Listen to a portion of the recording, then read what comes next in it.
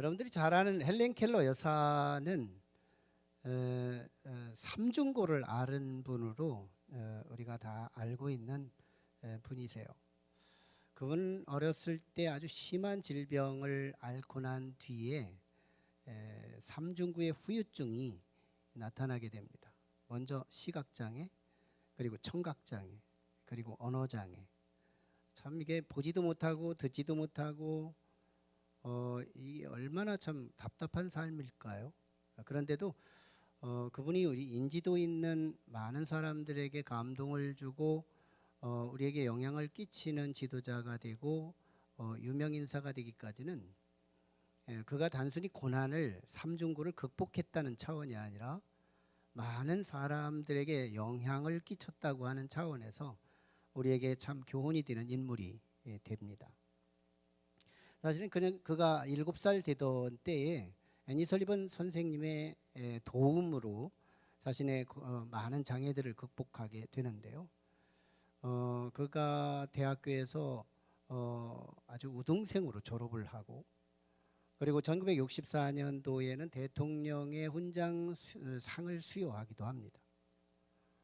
그리고 많은 책들을 저술하고요. 어떻게 안 들리고 안 보이는 사람이 이런 책들을 저술했을까 참 미스테리한데요.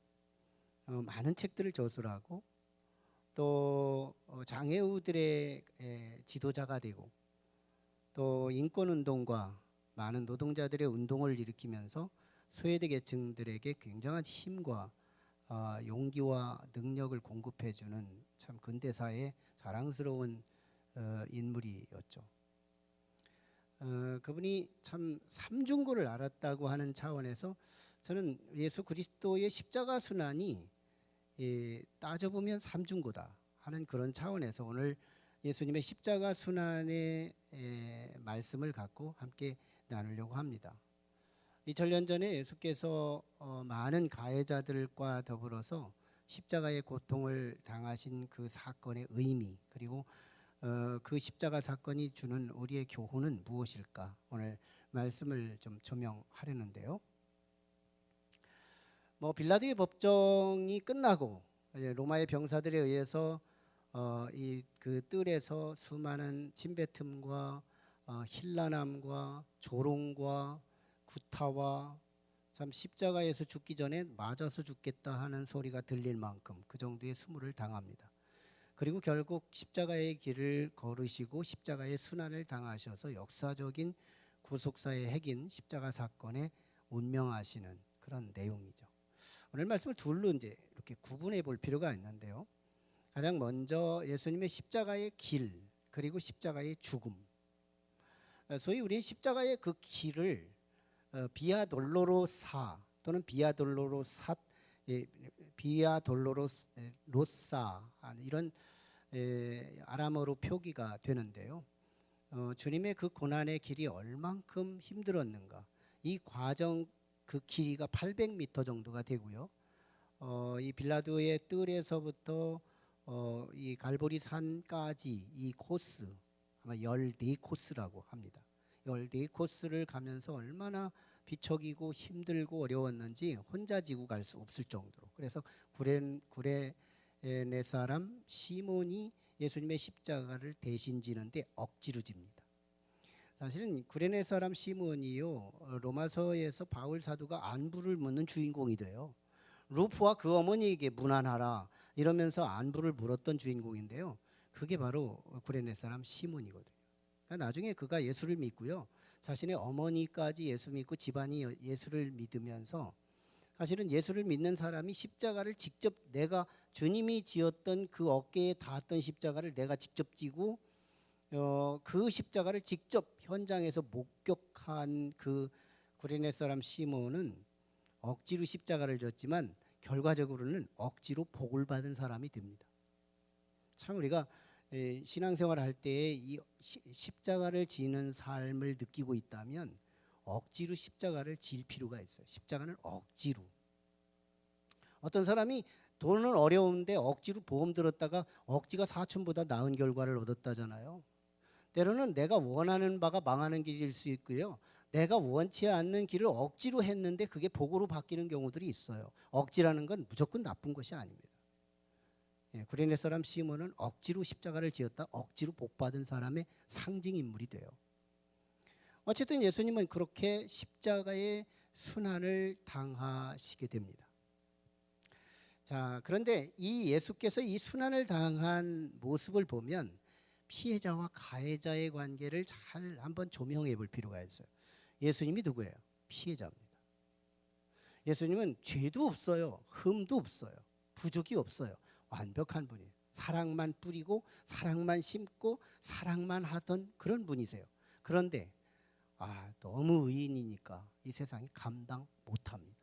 그래서 예수님을 십자가에 내몰고 십자가에 죽게 하기까지는 단조로운 어떤 부류한 계층이 예수님을 가해한 게 아니라 다류 계층, 여러 계층들이 예수님을 가해했다는 거예요. 우리는 그 가해 세력들을 한번 따져볼 필요가 있는데요. 가장 먼저 로마의 병사들이죠. 아마 지지난주부터 로마의 병사들의 그 핍박과 그 여러 가지 어려움을 제공하는 가해자의 모습을 봤는데요.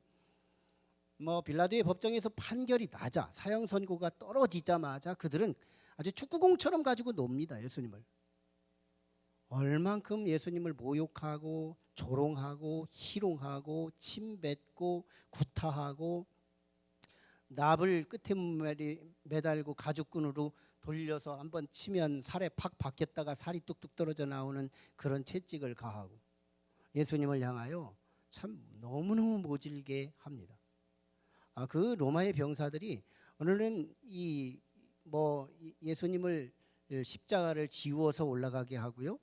그리고 옷을 벗기면서 예수님의 옷자락을 가지고 제비를 뽑게 하고요. 예수님의 머리 위에는 이스라엘의 유다의 왕 예수라는 죄패를 붙여놓고요. 이게 로마 병사들이 한 행위들이에요. 참 예수님이 돌아가시는데 이 로마 병사들이 한 일, 이 무지한 하나의 이 여러 사람이 모여서 이 많은 예수께 죄를 드러낸 모습은 말로 표현할 수 없는 가해 역할을 합니다. 두 번째는 지나가는 사람들이었어요. 그냥 지나가면 되지. 그냥 뭐 이렇게 안타깝게 하고 좀 연민이라도 주었으면 얼마나 좋아요. 지나가는 것이 그냥 지나가지를 않아요. 그저 고개를 흔들어요. 아이고 어떻게 살았으면 저렇게 살았을까? 고개를 절레절레 흔들면서 네가 하나님 아들이고 스스로 내려와 봐 하면서 조롱을 하고 갑니다. 아마 저는 지나가는 사람이 특정 다수가 아닌 불특정 다수라는 차원에서 내가 거기 있었다면 나도 그 부류에 해당된다는 생각이 들어요. 지나가는 사람은 특권층이 아니잖아요. 특수층이 아니잖아요. 조선 군인들만 해도 특수층이죠. 다음에 가해자들만 봐도 특수층이에요. 대제사장이 나와요. 나중에. 오늘 세 번째 가해자들이 대제사장이에요. 그들은 서기관과 장로들 이런 사람들을 데리고 합세해서 예수님을 힐난하는데요. 야, 이스라엘의 왕 네가 스스로 한번 내려와 봐라. 만에 하나 네가 스스로 내려올 수만 있다면 내가 너의 하나님의 아들로 인정해 주겠다. 성자를 모독하고 성부 하나님까지 모욕하는 이 주범들, 종교의 대가예요. 율법의 박사들이에요. 교회의 권위자들이에요. 이런 사람들이 지금 예수님에게 영적인 가해를 하고 있다는 거예요. 얼마나 가슴이 찢어지는 아픔이었을까요? 네 번째 가해자는요, 십자가에 매달린 예수 그리스도의 양편의 행악자들이었어요. 강도들입니다. 이들은 사람들을 죽이고 하는 그 일의 전문가들인데 자기들은 자기의 죄값으로 지금 십자가에 처형을 당하고 있는 건데 예수님은 아무 죄가 없는데도 예수님에게요 그 악을 다 쏟아 붓습니다. 예수님을 저주하는 거예요. 그러고 보면 우리가 상식적으로 알고 있는 한 지식이 있는데 한편의 강도는 예수님을 끝까지 욕했지만 또 한편의 강도는 예수님의 연민을 보이고 믿음을 보여서 오늘 밤 낙원에 그리스도와 함께 갔다는 정보가 들리죠. 그게 바로 누가복음 기자예요. 누가복음 기자와 오늘 마태 기자의 충돌하는 사건이 있는데요. 사실 알고 보면 충돌되지 않아요. 잘 연결된 건데요. 각 복음서마다 포커스가 다르기 때문인데요. 강도들은 똑같은 상황과 조건을 주면 강도다움이 있는데요. 욕입니다. 강도다움. 예수님 앞에 가운데 딱 꽂혀서 침묵하고 의인인 것처럼 보이자 이 강도의 양쪽에서 양공작전을 하는데요. 할 말 못할 말 다 쏟아내는 거예요. 이게 사실이거든요. 문제는요, 그리스도예요. 그런 저주를 받고 그런 욕을 받고도 받아들이는 예수님의 이 태도, 그 얼굴에 묻어나는 진실, 온유함, 이게 한편 강도를 감동시킵니다. 후반전을 바꾸게 해요. 예수를 영접하게 해요. 예수를 지지하게 해요. 이게 우리 그리스도인이어야 한다. 내가 예수를 믿고 있다면 적어도 10년지기 20년지기 많은 세월 속에 그리스도를 내가 믿고 있다면 조금은 닮아야 하는 부분이죠. 예수님은요, 양쪽의 양공작전으로 악인들의 악을 쏟아 부을 때 달갑게 받아요. 난 주님의 마음을 여행해봐요. 주님의 마음을 한번 추측을 해보는 거예요. 그래, 네가 하는 일을 너는 해. 그래야 내가 너를 구원할 수 있거든. 다 부어, 다 쏟아. 주님의 마음. 근데 이게 얼굴로 나타나요. 사람들이 악을 품으면 얼굴로 언제나 표시되잖아요. 나의 얼굴로. 상대방에 대한 태도와 이 적개심이 얼굴로 나타나잖아요. 예수님은요, 그 얼굴로 진실이 드러나요. 말만 잘하는 분이 아니에요. 그런데 그 와중에 가상 7원이 쏟아지죠. 주여, 저들이 하는 일을 알지 못하오니 저들의 죄를 용서하여 주옵소서. 입 바른 소리 아니에요. 진실을 묻혀서 주님의 그 십자가의 고통, 그 모세 양손 양발에 붙잡혀서 70kg, 60kg 되는 그 육중한 무게가 못자국을 찢어가면서 내려가는 그 고통이 얼마나 컸을까요? 그런데 우리 주님은 거기서 얼굴 하나가 사랑을 흘립니다. 진정성을 흘립니다. 한편 강도가요, 마음이 움직이는 거예요. 예수님을 욕하다가 예수를 욕하는 저쪽 편의 강도를 대욕합니다. 너와 나는 죄 때문에 이렇게 됐지만 이분은 죄가 없으신 분으로 욕할 수 없다. 주여, 오늘 운명하시거든 주님이 계신 곳에 나 있게 하옵소서. 주님 대답하십니다. 오늘 밤 네가 나와 함께 낙원에 있으리라. 이게 누가복음이에요. 누가복음은 결과를 말한 거고 마태복음은 초입을 말하고 있는 거예요. 어쨌든 가해는 가해예요. 강도들은 양쪽에서 가해를 저지른 거예요. 마지막 5번째 가해자가 누군지 알아요? 참으로 이게 신비하고도 역설스러운 아이러니한 복음인 거예요. 하나님 아버지가 가해자입니다. 제6시로부터 9시까지 여기서 6시간을 더하면 우리의 감각으로 계산이 되는 건데요. 제6시에서 6시간을 더하면 뭐예요? 12시예요. 정오입니다. 대낮이에요. 거기서 9시에 6시를 더하면 오후 3시입니다. 그러니까 12시부터 3시까지 대낮이에요. 대낮에. 그런데 갑작스럽게 온 우주가 세상이 칠흑같이 어두워지면서 빛을 상실합니다. 그때 주님이 직감적으로 오는 거. 주님에게 한 가지 은혜는 살아있었거든요. 빛이라는 거. 세상을 볼 수 있다는 거. 그런데 주님이 그 시각적인 은총까지 다 거두어 가시면서 주님 하나님 아버지 그분조차도 아들을 버리는 걸 느낍니다. 신의 부재, 하나님의 부재적 느낌, 하나님의 부재감, 하나님도 나를 버린 것 같은 느낌. 이거 우리 신앙생활할 때 누누이 느끼는 것들이잖아요. 하나님이 아무리 기도해도 듣지 않는 것 같은 느낌, 하나님이 살아계시지 않은 것 같은 느낌. 그런 느낌이 그리스도께서 십자가 안에서 느꼈다는 거예요. 뭘까요? 지금까지 주께서 아무리 모진 고난과 역경을 당했어도 참고 견딜 수 있었던 이유는 내 뒤에 계신 아버지 하나님, 그분 믿고 주님은 그럭저럭 견딜 수 있었는데요, 하늘에 계신 아버지, 그분이 아들이 신음하고 있는데도 칠흑같이 이 세상을 어둠으로 벽치고 하나님도 숨어버리고 마는 신의 부재적감, 이것이 예수 그리스도를 가장 아프게 합니다.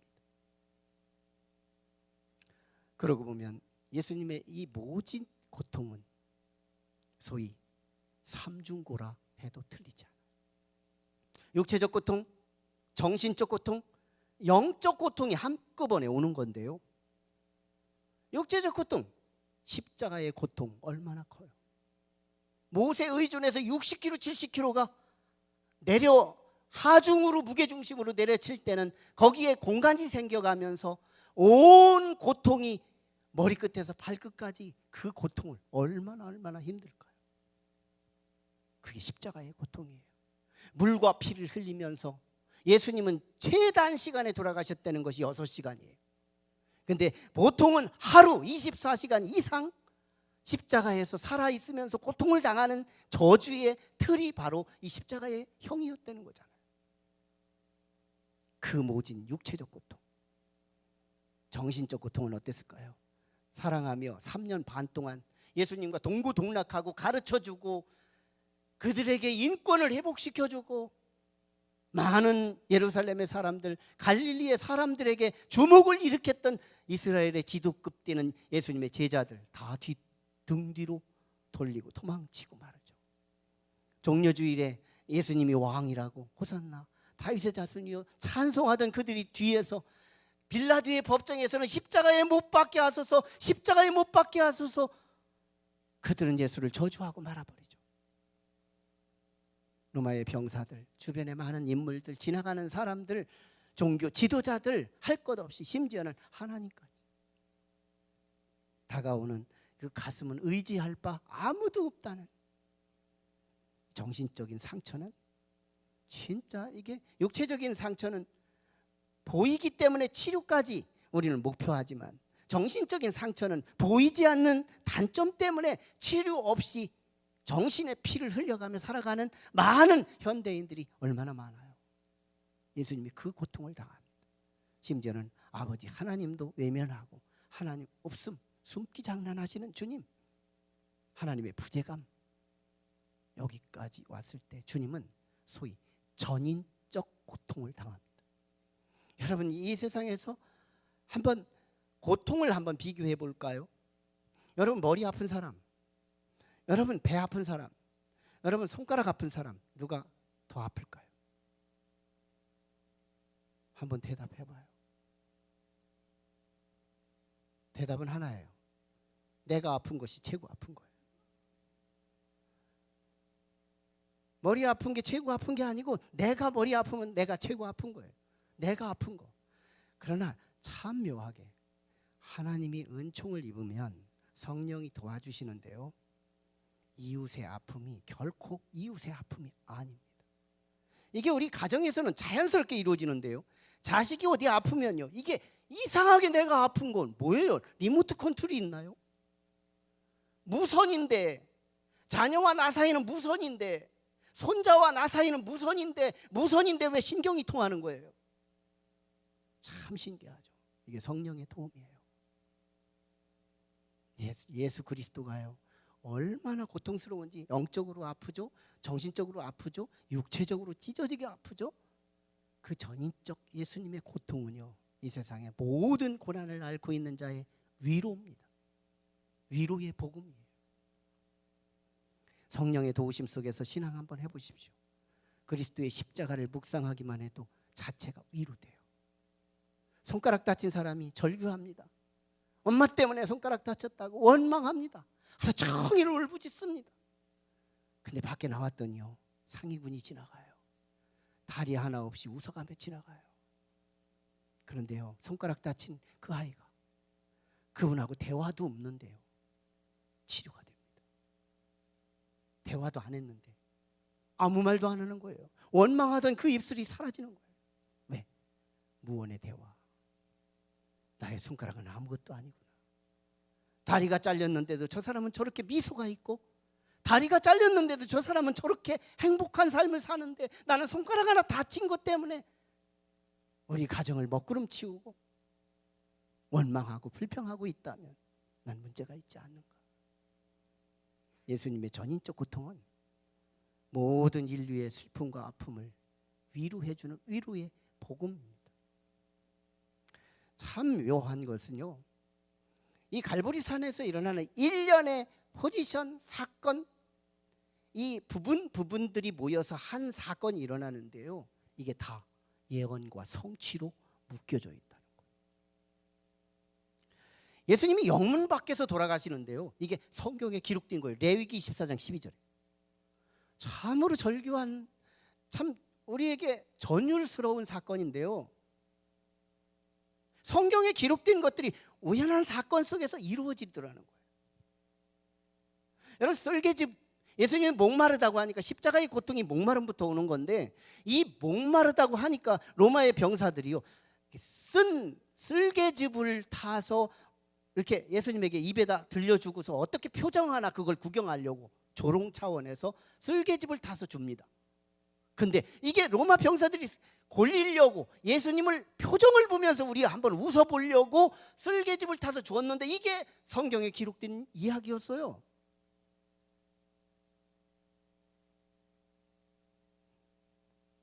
그리고 예수님의 옷을 벗겨가지고 제비를 뽑아요. 이것이 시편 22편 18편에 나타납니다. 예수님이 양편 강도 틈에, 아니 예수님 십자가 하나만 거기에 광야에다 꽂아놔도 되거든요. 그런데 예수님이 양편 강도 사이에 예수님의 십자가를 꽂힌 거예요. 이거 참 너무너무 우연한 상황이잖아요. 예수님이 강도와 같은 부류로 취급당했다는 건데요, 그런데 이게 로마의 병사들이 강도하고 똑같은 사람, 이런 이미지로 둘을 세워놨는데 그게 성경에 기록된 거예요. 이사야서 53장 12절에 이미 기록된 말씀이 이루어지고 있는, 너무너무 전율스러운 사건들이잖아요. 그리고 지나가는 사람들이 고개를 흔들었던 장면도 있는데요, 이것도 시편 22편 18절에 12절에 나타나는 예언의 말씀의 성취였어요. 갈보리산에서 일어나는 일들이 다 로마의 병사들, 지나가는 사람들, 대제사장들, 사람들이 했던 모든 포지션들이, 예수님을 가해했던 이 모든 일들이 우연한 것처럼 진행이 됐지만 이게 성경의 예언이었고 성취하는 종말론적 사건이었다는 거예요. 여러분, 뜻하지 않은 어떤 일이 나에게 유리하게 이루어지거나 불리하게 이루어질 때는 우리는 그것을 어떻게 표현하는? 우연, by chance, 우연이라는 단어로 사용해요. 이게 우리들이 사용하는 일반 용어죠.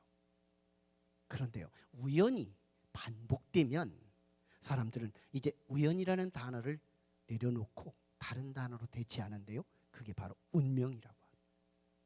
저는 이 운명이라는 단어를 그렇게 잘 즐겨 쓰지 않아요. 제 인생에는 운명이라는 단어를 쓰지 않게 하옵소서. 믿지 않는 사람들은 이걸 우연히 반복되면 운명이라고 말합니다. 그러나 우리 믿음의 사람들은 하나님의 섭리라고 말해요. God's providence,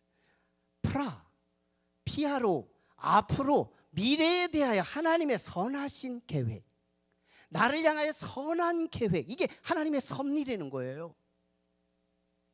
하나님의 섭리. 오늘 우리는 이 하나님의 섭리의 대상이거든요. 그래서 우리는 일희일비할 필요가 없는 거예요. 내가 원치 않는 어떤 일이 일어났다고 절망하고 원망하고 이렇게 하는 것이 아니고, 이것이 어떻게 합력하여 선이 될까? 하나님의 프라비덴스를 기대하는 거예요. 하나님의 섭리. 이게 우연의 연속을 통해 실현되고 이루어져요. 감사한 일이에요. 정말 우리는 어떤, 내가 원치 않는 어떤 일 앞에서 그때 믿음을 써먹어야 할 시기라는 걸 알아야 됩니다. 우리는 형통할 때 나 믿음으로 산다고 자랑하지만 한번 내가 원치 않는 일이 딱 벌어지고 났을 때 내 믿음이 움직이느냐? 하나님의 이 프라비덴스를 믿느냐? 하나님의 이 섭리를 기대하느냐? 정말 이 엄청난 하나님의 그 크신 은혜. 예수님은요, 하나님의 섭리였어요.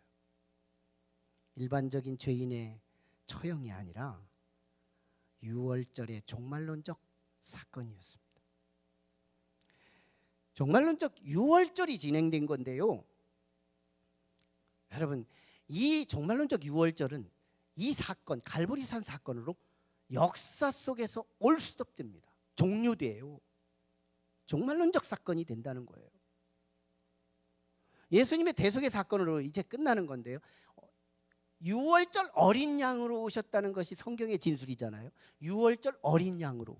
그래서 이 유월절 어린 양으로 오신 예수 그리스도께서 이제 모든 인류의 가해자들의 죄를 다 머리에 담고, 그리고 갈보리 산에 올라가서 죄를 소각시키는 사건이 십자가의 사건인데요, 여러분, 유월절에 양이 저주를 받고 난 뒤에 두 가지 중에 하나로 죽어가는데요, 하나는 번제단으로 들어가요. 12도막이 딸깍딸깍 몸이 찢겨집니다. 잘라져요. 칼로 12도막이 되는 거예요. 번제단에 올라가는 모든 짐승은 12도막을 자릅니다. 12지파의 대상이요. 12도막으로 다 잘리는 동안에 얼마나 큰 저주가 임해요. 그렇게 죽는 방식이 하나가 있고, 하나는 광야로 쫓겨가서 맹수들에게 찢겨지는, 모든 맹수들의 뱃속에 다양한 고기들이, 그 한 마리의 양의 고기가 먹혀 들어가는 이 엄청난 저주 사건, 이게 갈보리에서 이루어지는 거예요. 지금까지 유월절 예배가 수백 년 동안, 출애굽 이후부터 수백 년 동안 이스라엘의 유월절이 진행됐지만, 이 유월절이 다 어디를 가리키는 줄 알아요? 갈보리산에 예수 그리스도의 십자가에 돌아가신 오늘 본문의 사건에 가리킵니다. 여러분, 사람이 죄를 짓고 양의 값으로 사람의 죄를 갚는다는 거 어불성설 아니에요? 사람이 죄를 짓고 사람으로 갚는다고 해도 갚을까 말까 하는 건데, 사람이 죄를 짓고 양 한 마리 죽여서 죄를 갚는다는 것이 말이 돼요? 충분하지 않습니다. 그런데요, 예수 그리스도의 죽음은 어떤 의미인지 알아요? 사람이 죄를 짓고 하나님의 몸값으로 갚는, 이거요, 필요하고도 충분한 조건. 넉넉해요. 100만 원 빚졌는데 1억 원을 주는 격이에요. 이게 얼마나 감사한 일이에요. 오늘 우리는 이 유월절은 종말론적 사건인데요, 이 사건 이후에 유월절은 올스톱 됩니다. 유월절은 올스톱 된다. 그러면서 오늘 우리는 이 예수 그리스도의 갈보리산의 처형을 통해 두 가지 교훈을 받아요. 하나는 대속의 은총이에요. 우리는요, 미래가 있어요. 예수를 믿으시죠? 그렇다면 우리는 미래가 있어요. 우리의 모든 어두움은 그리스도에게 이미 전가됩니다. 하나 조건이 있어요. 믿음. 근데 이 믿음도 하나님께 엎어져 기도하다 보면 주님이 주시는 믿음이에요. 그래서 기독교의 핵심은 십자가가 아니에요. 기독교의 핵심은 부활도 아니에요. 기독교의 핵심, 하나님의 은총이에요. 하나님의 은총. 이게 우리의 자랑입니다. 이 은총이 부활을 만들었고, 이 은총이 십자가를 만들고, 이 은총이 갈보리산을 성취하게 했다는 거예요. 우리는 그걸 입은 사람이에요. 성경은요, 너희가 나를 택한 게 아니라 하나님이 나를 택했다고 말합니다. 너희가 먼저 나를 사랑한 것이 아니라 내가 너를 먼저 사랑했다고 말합니다. 하나님께서 우리에게 주시는 그 사랑의 확증은 세상에는 찾아볼 수 없는 사랑이에요. 우리가 몰라서 그런 거죠. 한번 성령만 여러분 속에 임하게 한번 사모해 보십시오. 기도해 보십시오. 성령이 한번 임해 보십시오. 그러면 우리는요, 세상에 없는 사랑을 획득한 자가 되는데요, 우리가 아직 죄인 되었을 때, 예수님에게 망치질할 때, 예수님에게 침뱉고 있을 때, 주님은 나를 위해서 죽어주시기로 작정하시는 분. 이게 그리스도께서 우리에게 부어주시는 엄청난 사랑이에요. 두 번째가 하나님의 제사는 영문 안에서가 아니라 영문 밖에서 제사가 하나님이 주목하시는 영역이래요. 잘 한번 생각해 보면요, 오늘 이 장면은 유월절날 십자가에 돌아가십니다.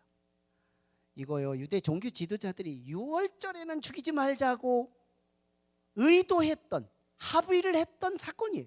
유월절만 죽이지 말자, 다른 날 다 죽이고. 근데 하필이면 유월절만 죽습니다. 이게 갈보리 사건이에요. 자, 그런데요, 예수님이 갈보리산에서 처절하게 한 마리의 양으로 돌아가시지만 또 한켠에서 거룩한 제사가 진행되는데 예루살렘 성전입니다. 성전에서 수많은 양들이 죽어가요. 수많은 송아지들이 죽어가요. 양쪽에서 놀라운 제사가 일어나는데요, 여기서는 형식을 갖춰요. 리터지컬한 제사가 진행됩니다. 거룩해요. 하나님이 있을 것 같아요. 여기는 하나님이 부재 같아요. 하나님도 눈 감은 것 같고 하나님도 숨은 것 같고, 이 갈보리산. 그런데 하나님은 예루살렘에서 정식으로 영문 안에서 드려지는 이 거룩한 유월절은 안중에도 없으시고, 영문 밖에서 십자가에 처절히 핏방울 땀방울 흘려가며 돌아가시는 예수 그리스도의 진짜 유월절을 주께서 받으셨다는 거예요. 여기서 우리는 오늘 많은 현대인들의 예배관을 수정해야 합니다. 오늘 우리는 이곳에 와서 신령과 진정으로 예물 많이, 그래서 우리 하나님 앞에 잘 드리면 오늘 예배의 합격자들이 돌아오는 월요일 날 은혜로 살고, 화요일 날 은혜로 살고, 토요일까지 은혜로 살고, 다시 다음 주에 와서 은혜를 받고, 월요일, 화요일, 수요일 은혜로 하나님이 이끌기를 원하지만 반대입니다. 하나님은 예배의 시작을, 교회에서 예배를 마치고 출발하는 시간이 묵도하는 시간이에요. 소위 예배의 하나의 순서를 보면 묵찬, 기찬, 설기찬으로 우리가 폄훼하거든요. 너무 식상했다, 너무 형식화되어 있다. 묵도합시다, 찬송합시다, 기도합시다, 찬송합시다, 설교 들읍시다, 헌금합시다. 이게 묵찬, 기찬, 설기찬 순서인데요, 세상에 나가면 무슨 순서가 있어요? 오합지졸이죠. 닥치는 대로 살죠. 하고 싶은 말 다 하죠.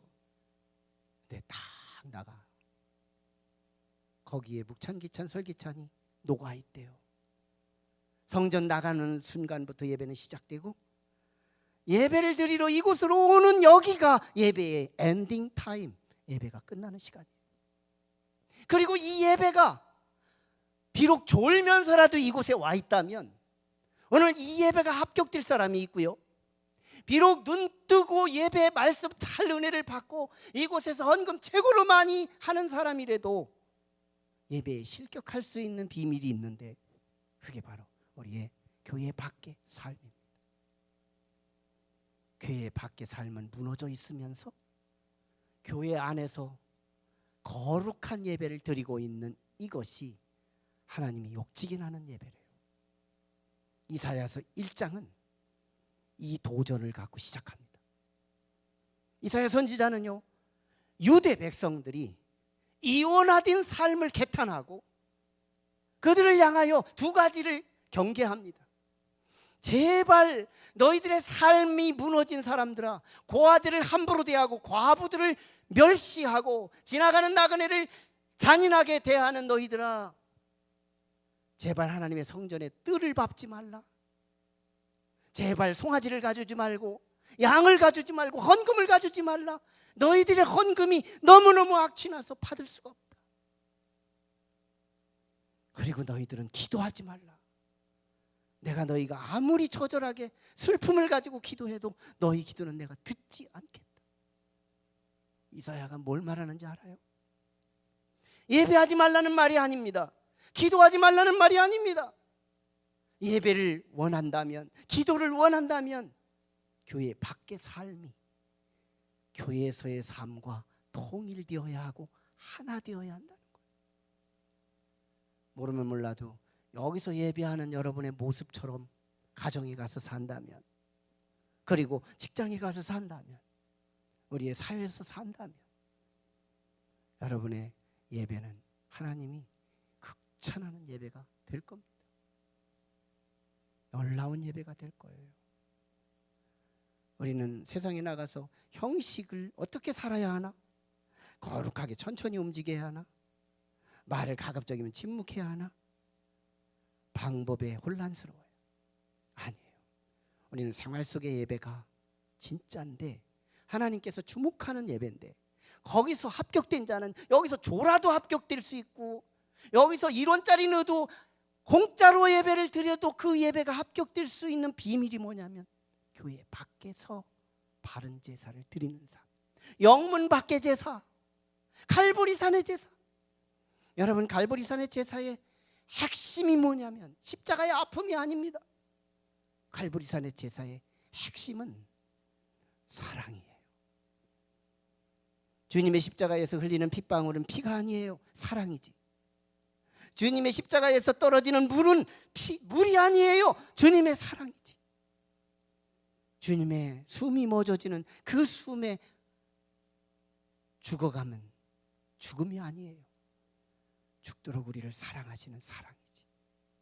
사랑이 뚝뚝 떨어지는 사건, 그게 십자가의 사건이에요. 오늘 우리는 이곳에 와서 졸아도 합격될 수 있고 적은 헌금으로도 합격할 수 있는 예배 신학이 필요한데, 우리가 한 가지를 갖고 가는 거예요. 사랑 갖고 가는 거예요. 주님이 내게 구속의 은총, 대속의 은총을 주셨으니, 세상에 없는 놀라운 사랑을 내게 주셨으니, 이제는 내가 가정으로 사랑심으로 가고, 직장으로 사랑 뿌리러 가고, 내가 있는 곳에 사랑이 줄줄 흘러 나가는 삶. 내 딴에 그리스도만큼은 아니래도 신용이라도 사랑을 흘려 보낼 수 있다면, 여러분, 다음 주 주일 예배는 다른 예배가 될 겁니다. 사랑의 제사, 이게 갈보리산의 제사였어요. 주님은, 하나님은 영문 밖에 양들이 죽어가고 소들이 죽어가는 제사를 안중에도 두지 않아요. 영문 밖에 십자가에 처절히 매달려 신음하시는 예수 그리스도를 기립하셔서 내려다보신 하나님의 동공, 하나님의 눈. 돌아오는 한 주간은 그 하나님의 눈이 여러분을 보고 계실 거예요. 누가 먼저 사랑할까? 그리스도인은 능동자들이에요. 누가 먼저 사랑에 패스를 할까? 누가 먼저 사랑을 서브할까? 내가 먼저 하는 사람이 복음의 주역입니다. 그 제사가 하나님이 받으시는 제사예요. 여기서 졸아도 괜찮아요. 여기서 태도 불손해도 괜찮아요. 생활이 사랑의 제사로 완성할 수 있다면. 기도하겠습니다. 우리가